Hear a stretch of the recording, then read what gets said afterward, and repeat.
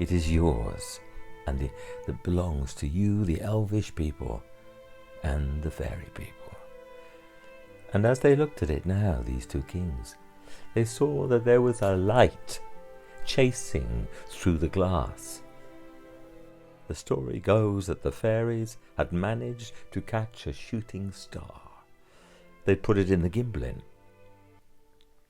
They had also put there a scroll. Now this was thousands of years ago, so the paper was now faded, yet they could still read the writing of these two ancient people. And though it seems strange to you and to me, these people, all those years ago, were writing about now. They were telling of a shadow that had come into the world, a shadow that was spreading, trying to destroy everything. The two kings were curious. How could this be? So they sat there and they wondered. And then something strange happened. It was the way the sparks went up into the air. And Thryndorian said, the gods must be listening. And we must remember that we should never give up hope. For when we do, when the last of the sparks have vanished from our world, we will be lost. Glendorian looked at his brother and agreed. Hope must never disappear from the world. Thryndorian then began to speak in the old tongue, the tongue of the white wolves and the elves of the north. Elrith gar samith, he said. Elrithril thrarith. My war is not my own. My war is yours as well.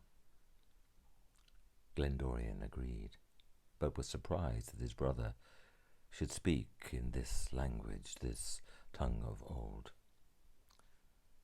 Though heaven is far above, Thryndorian said, we must not forget that the gods of Oldemar will always hear us when we speak in their tongue, the elvish tongue of truth. They watched the stars, and they watched the sparks mingling together into the sky above them. The two elven kings fell silent then, and the fire continued to crackle, lighting up the trees before it quietened and the trees faded back into the night. But neither heard those who were out in the dark, creeping as silent as thieves, for the darkness was full of shadows that night. So instead they kept themselves close to the fire and heard nothing of the horrors. After some while, Thryndorian looked at his brother. He'd been remembering being back in the last cup, with those shards of the stone of destiny around them, and the daughter of heaven there as well, watching the two kings. I feel like I know the stone, he said quietly, the way it felt to touch, all that life flowing through it. Glendorian listened and leaned closer to the fire to consider his own thoughts about the stone, and he had many. This movement probably saved his life, because in his next heartbeat, a pack of wolves suddenly burst out from the shadows.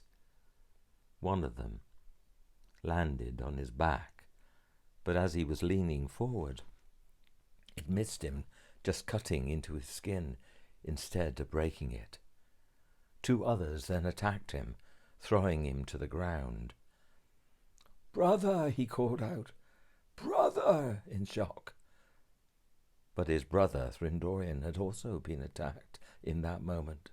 4 wolves for him had thrown him on the ground, and he tumbled there. And while he did, he pulled out the blade that never failed. and dispatch one of those wolves at once. Then he pulled out from his scabbard his sword and started to fight with 2, 3, and then 4 who were tearing at him. He got to his feet and began to spin and turn on the spot. They were still hanging on to him when he heard his brother call him again. "Brother, brother, help me!" Findorian looked and saw that Glendorian had got to his feet, but there was this black wolf hanging from him, cutting at him, and there were 2 others behind.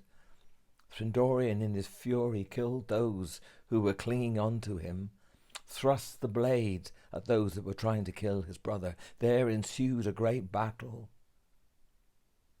Findorian killed all of the wolves, and those he did not, he fell scuttled to the ground away into the darkness, covered in blood, most of it his own.